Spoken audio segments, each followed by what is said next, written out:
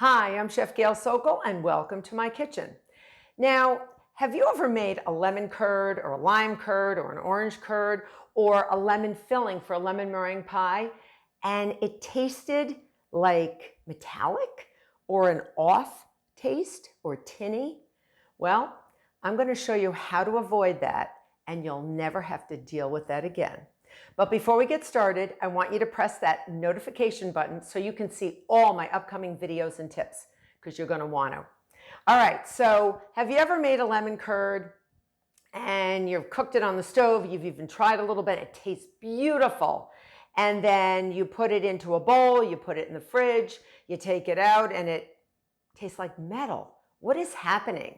So I never put my lemon fillings, whether it's a lemon curd, a lemon pudding, or any type of a citrus filling, into a metal bowl. You never want to put it into a copper bowl. Even a stainless steel bowl can impart some form of metallic taste or tinny taste. And even watch your pots that you're using to cook it in.